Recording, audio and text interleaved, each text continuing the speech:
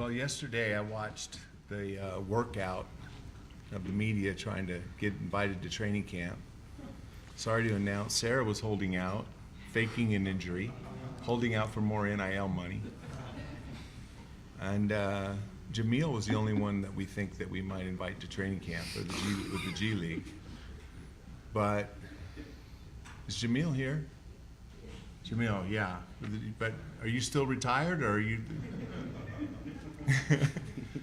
Okay. I mean, Thurl was good, but transition defense is a major problem.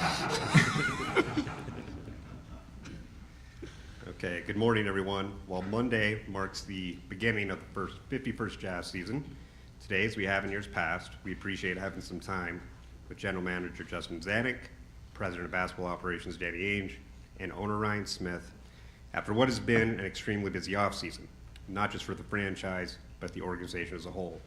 With that said, we look forward to focusing on the Jazz in our upcoming 24-25 season. We'll begin with questions now. Please raise your hand for a microphone.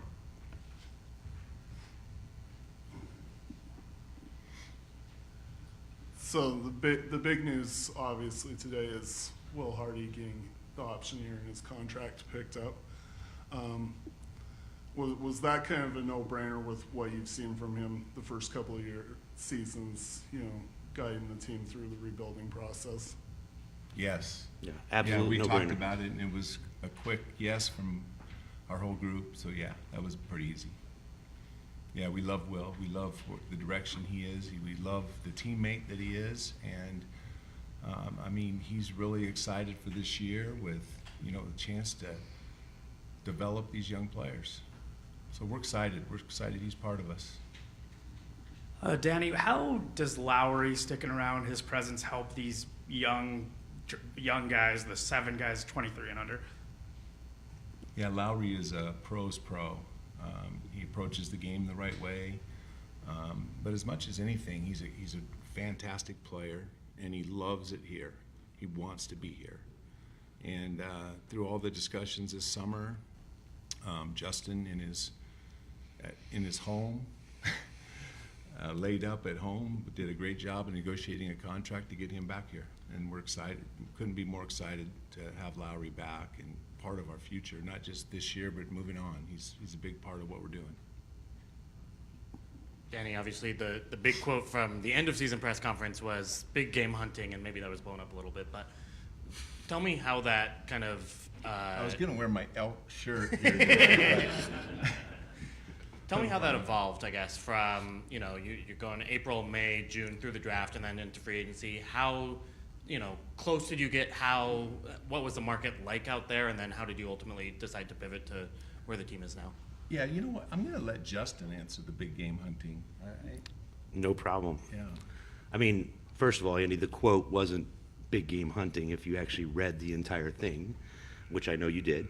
And you guys, especially our great beat writers, have been in the league a long time. You guys have seen how things evolve in an off season, whether it's this one, the future ones. You can just take a look at what transactions actually transpired in the rest of the league. I think with this organization that we are extremely aggressive with pursuing any and all means necessary to make this a championship caliber roster. When those opportunities come up, we're ready for them. There weren't any. And so to sit there and not do anything, we've decided our plan was to completely throw our focus into our young guys and the best player on our roster in Lowry Markkanen. Lowry helps our young players develop. He's a developing leader. He's a guy that you can't have just a bunch of young guys trying to raise themselves. I think you've heard the quote, pups can't raise pups. So when that became apparent that we couldn't find the right pairings to add to Lowry, which we were going to do no matter what, we have to pivot the other way and develop our young guys. And that's a reflection of the market, not a reflection of what do we want to do or we're not sure. We've always had a plan, no matter what anybody said, is to develop this roster into a championship caliber one. And this is the best way to do it. Piggybacking off of that, how much of a step forward do you want those 3 young guys from last year, not this draft, but the last year's draft, Taylor, Keontae, Bryce, how much more of a part of the rotation and then just the development of this whole organization are they going to be this year? Yeah, go ahead. So last year, if you remember, those guys weren't ready to go. Only Keontae was ready. Keontae had a fantastic summer. Bryce and Taylor were injured throughout the summer, throughout summer league, and even through this time of year leading up to training camp. So, that was a little bit unique. They were going to start in the G League. Probably we knew that before training camp started, just because they were so far behind. This year, going into this year, I'm not sure we have that figured out yet as to who is going to be on the Jazz and who's going to play some games in the G League. I assume that most of them will play some, but Bryce and Taylor took big steps this summer, but also late last year after their time spent in the G League. I thought they developed pretty well, and they're even better right now. I would just say, too, just the overall theme, we are so excited about this season with our young guys. The level of work that, the question that you asked with our second-year players, I mean, they've been here all summer. You guys will see marked changes in their bodies, their games. What does that mean in terms of expected production? The expectation is we want them to get better day by day. And that they're setting an example for our young rookies that are coming in here, and really their energy and ability to merge and play with our group. It's going to be an exciting year to watch these guys grow. And I think that applies up and down to the roster. Danny, Z, can you both maybe comment on Walker in his 3rd year coming up? Maybe a little sophomoric slump last year, injury, obviously, but year 3 is always important in this league. At least, former players will tell you that. Where is he mentally, physically, and in the game planning of what you need him to do? Yeah, I think Walker's in a great place. He's had a great summer. He's been completely healthy. Another guy that when you guys see him, market changes in his body. I think whether you want to call it a sophomore slump, I think it's just an opportunity to grow. Things came maybe a little easy for him his rookie year, just with the veterans that we had to play and playing a certain role, and people maybe not having a lot of expectations, and he played extremely well. And then, your second year, people know who you are and what you do and what you can and can't do, and part of that is through figuring out what I need to work on. And he's attacked this summer the best I've ever seen. Obviously, when we traded for him his rookie year, he wasn't able to spend much time with us because he was hurt. And then obviously had his great rookie year, and last year with the Olympic team, not getting to play much, but that new experience. This is really the first summer that we've had him in our program, and he's attacked everything. So he's in a great mental and physical space, and he's a huge part of what we're doing. I mean, he's our defensive presence and anchor at the rim, and continuing to be more consistent. I think you'll see big things from Walker this year. When he did play last year, I mean, I agree that he didn't have as good a year as some people hoped, but when he played, we were better defensively. I know the operative word is the youth movement, but you've got some veterans who've bought in as well. Talk about them and maybe the roles that they potentially will play in helping this team mature. As you guys get to know some of our new guys that have been in the league for a while, they're all outstanding people. They all can play. The reason we brought them here is to help and teach our young guys how to be a professional in the league, how to work, what it means to play in the NBA, and what you have to do to, 1, survive, 2, grow, and 3, stay. So obviously we still have training camp to go through. Everybody's in shape. Everyone's been here for at least a couple weeks, getting to know each other. Obviously most of the team for a lot longer than the last couple weeks. So we'll see how all those roles and things play out. But, every acquisition that we made in free agency that were veterans were very strategic in terms of their profiles as a person, what they can do in the community, how they've embraced being here in Utah. I think you're going to enjoy them very much, and I think they're huge assets for us to really help us invest in our young guys. Yeah, and I would just say the other veterans that we have on the team, we talked about Lowry, but Colin and Jordan and John Collins, like those guys are good players. And so, we make it sound like they're just going to be coaching our young guys, but no, they're going to go out and play and show everybody how to play. And it's always good for a coach to have those veterans they can lean on to show the young guys how to play and teach them, because our young guys have a lot to learn. We talk about development a lot. Development is big, but the biggest thing in development is learning. And if you don't have people that can show the example on the court during games and in practice every day, then it's hard to learn. It makes it more difficult. Ryan, this has been slightly busy of an off season for you. How are you going to divide your attention and time between hockey and the Jazz?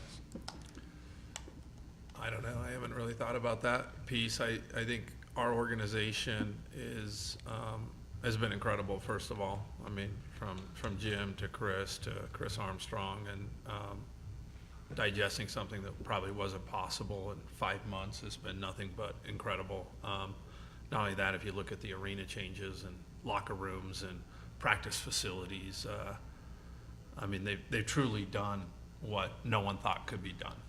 And, it's been about 5 months since we got the word that was happening, and in 10 days we're going to open up. I just love that it's one organization. We're about one Utah. I'm fortunate enough to be at a phase of my life and career where we can be pretty mission-driven here, and the mission is Utah. And if everyone can't see that, I must not be doing a good enough job. But we've got the same organization, and, from Delta Airlines flying the hockey team to, our medical staff and everyone helping and really being truly one family. So I don't really look at it, it's like it's two separate worlds. I'm a hoops guy. Everyone knows that. Like it's what if you drop me off in the building, it's where I'm going to go always. But I think we're all loving the hockey vibe, even here, and the amount that we're learning from that sport, from teams and how they operate and the differences, and that they're learning from this side. I think it's all additive. And so I'm not going to prescribe that the Smiths are going to have to be at every single game on both sides or any of that. Like, we're just going to go and see how it goes and adjust if we need to. That's a political answer. What do you want me to say? He doesn't know anything about hockey. I actually, Yeah. no, I know a little bit. Danny and Justin, apologies, this is probably going to be kind of a long-winded question. I'll listen carefully then. Thank you.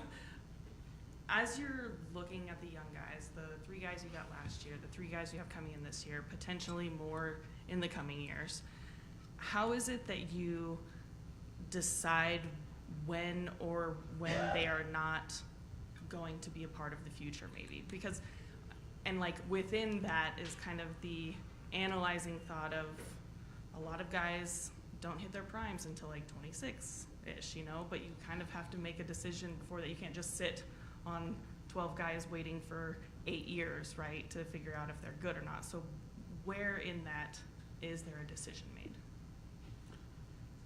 I'll start.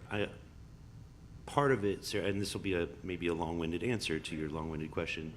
So, look, from the day we get these guys, when they show up, we start to have data points on them, and I'm not talking necessarily about the box score, how they work, where their level, where's their baseline, because in today's draft, almost nobody is actually ready to play in the NBA. So there's a extended timeline of that. But every day that we see these guys, we get a data point. The other part is contractually, the way our rookie contracts are set up, there's natural decision points for it, but also an ability to control them for 7 or 8, 9 years if we want.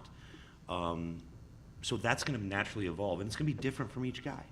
So those decisions are going to come up, and I think we've done, at least so far, a decent job of spacing these out.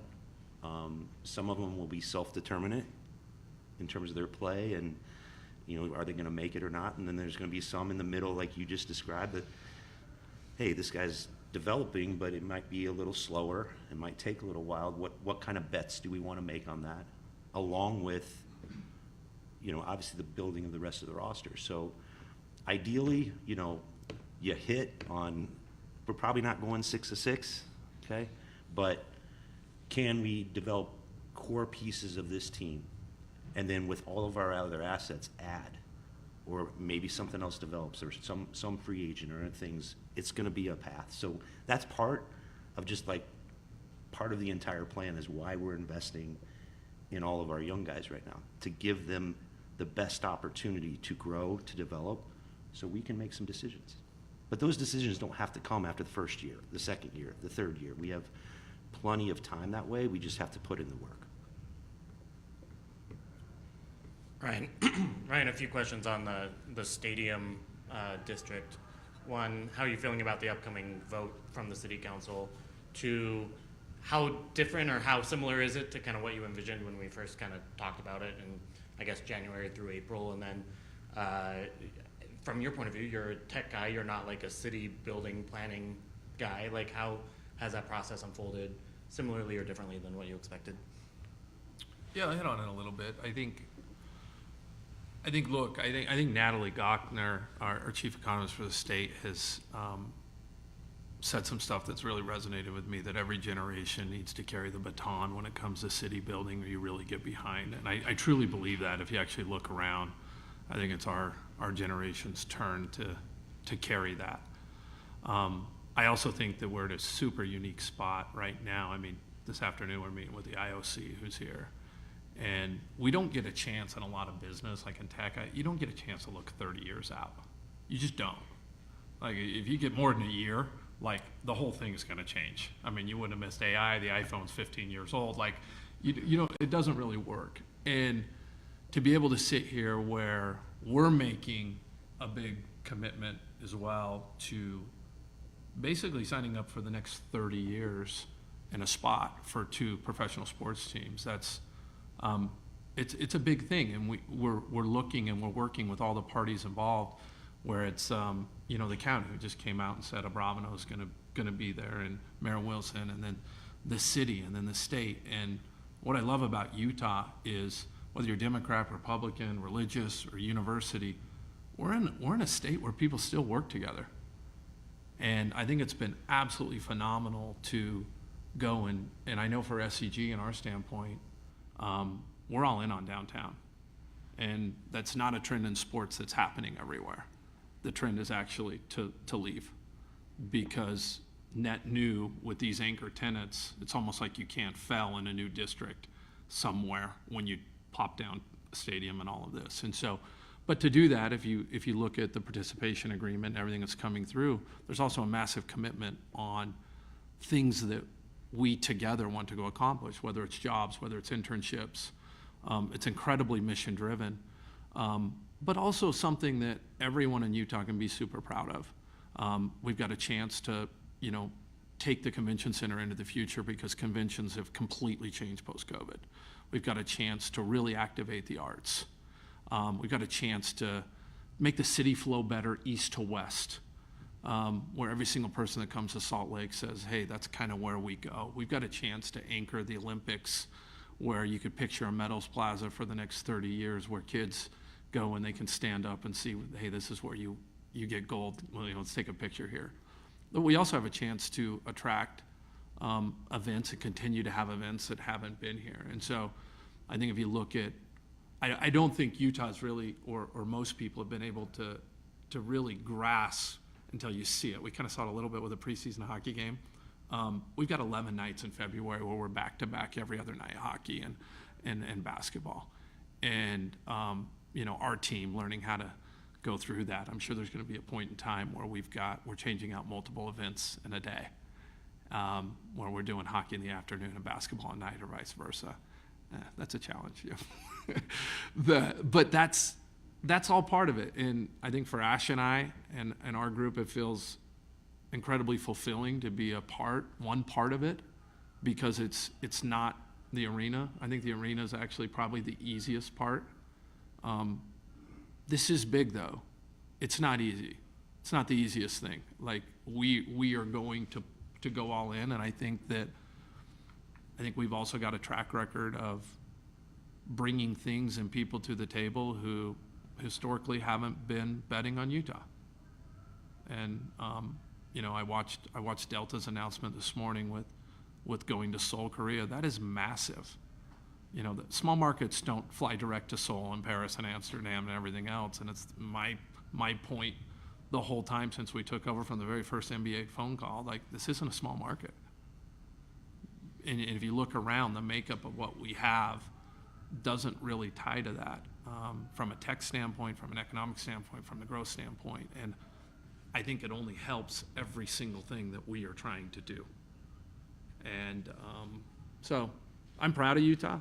I think it's gone about as I thought. If you would have told me that we would be doing all of this 8 months ago, 10 months ago, I probably wouldn't have believed it all the way. But I think we've got a good chance to do something special and really carry the baton for our generation and invest. And I'm grateful for those who did it before. I mean, I drive up here every day, and I remember when they took half the state down to make those freeways wider and do a bunch of stuff like that. And we've been able to handle the growth that's come to Utah in stride. And that's a big deal, because you look at Austin, you look at some of these other cities, it's people have come in, the infrastructure hasn't been there. So we're really infrastructure building. Ryan, just going off of that, you talk about the mission being Utah, and this team has really embraced Utah, not just being here in the facility, but also taking time to visit the state and go around the state. What does that mean to you, and how do you see this current group fitting into the culture that you and Ashley are trying to really put out there? Well, it is culture. I mean, and that word's overused, but like I view a team in us and Will. That's our team, and then it extends to everything else. But I don't think that we're having to sell a whole lot. I'll be honest with you. I think Lowry, he's an incredible basketball player, but I think people are making way too big of a deal that he wants to be in Utah. I mean, I've seen players get traded here in tears recently, and people like Utah and they like where we're going. I think the narrative's got to be more that there's a much bigger sell that we've got to put on. Like, I'm fortunate enough to own houses in other states. I choose to live here. Like, it's awesome here. And I think that's the way it is. And I think most people who are sitting in that gym right now, they've been here all summer working out and working hard. Everyone's seen that. It's because they want to be. Hear Danny and Justin talk about developing the 6 or 7 young guys. There's never been a governor that's like opening press conference to owning a team. I can't wait to develop. That's always about championship and confetti coming from the sky. So from a governor's standpoint, what is your excitement level for the season in this process? I think you have to look back at also Utah, like all of the people that it's learning first, but there's, you look at John, you look at Carl, you go through what we have. We've grown our own talent. I mean, most teams have, if you look around the league. There's some that have been able to recruit and kind of change that trajectory, but if I look around the league, those players that 90% plus have been homegrown, and that's the business we're in. And so we better get really good at it. And we also want as many shots as we can at it. And there's no one I'd rather have drafting than Danny. And there's no one I'd rather have working on how to improve the roster right now than Justin. And no one I'd rather have coaching than Will. And so it's tough not to be excited about that. Watching Keontae, seeing what Will's been able to do with Lowry since he's come in. I mean, I was with Lowry this week and talking for a long time about it, about like, what was it? Was it that you were unlocked, or how was it coaches using you? And like, it's been a huge blessing for him to kind of be in and that's part of development too that no one talks about, is how we've developed Lowry, how Lowry's developed here in Utah. And so, yeah, I mean, I'm a competitive human. I think that going through and seeing how we've started and kind of the decisions we've made are probably counterintuitive a little bit to how I'd want to start my tenure. But actually, I love it.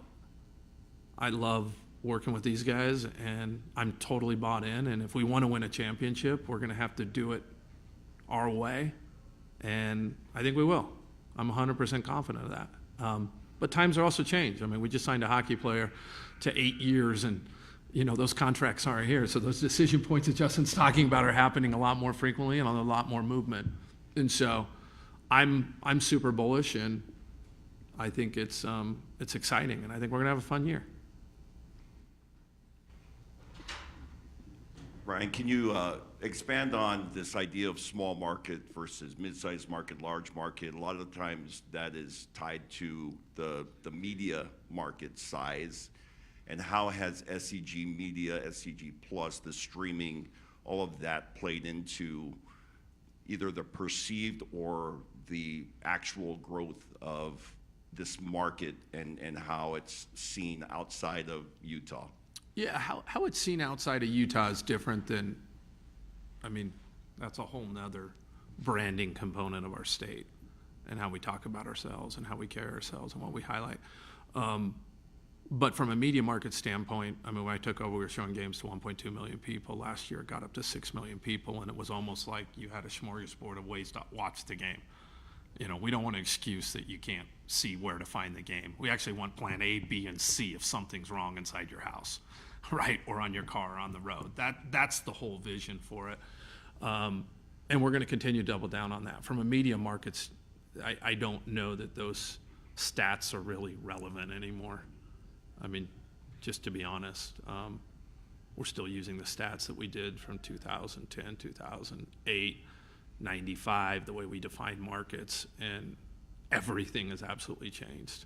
Social media, streaming, the way people consume, the way people watch, the device they're watching on. So our job's to be at the forefront and lead out. Now with AI and everything else, we're looking at different ways to go and hit people. And we just want to cast the biggest net as possible for the most people to watch Jazz games. And I think the team's done a fabulous job at doing that. And I think there's also power with multiple brands on one single platform. You've seen this with MSG, with how many groups they carry, whether it's the Yankees and everything else.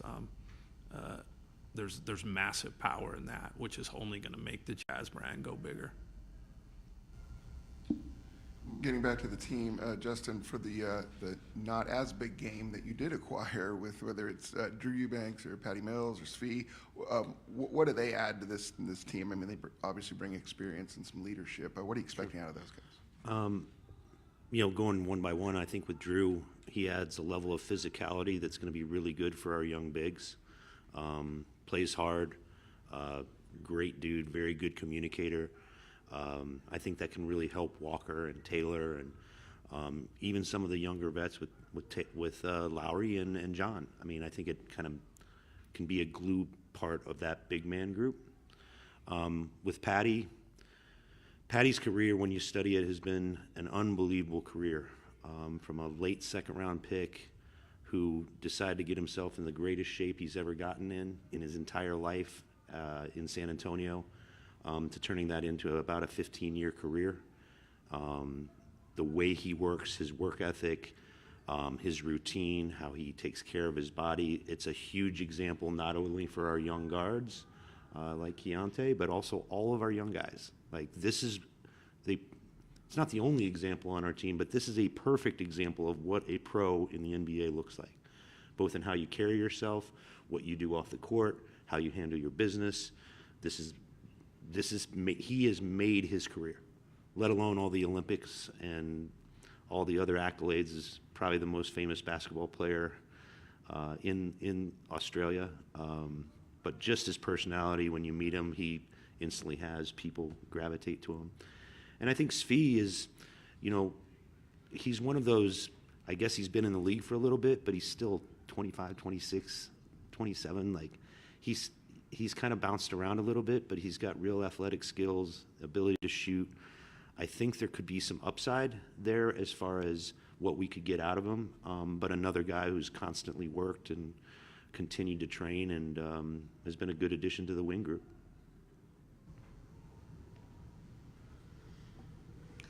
Danny, I'm wondering, in all of your years around the league, when looking at Will and kind of his ability or what you've seen in his ability to help develop the young players, what's stood out, what's unique, or maybe even not unique, but conventional in a way that you like it with him and his staff, with those young players?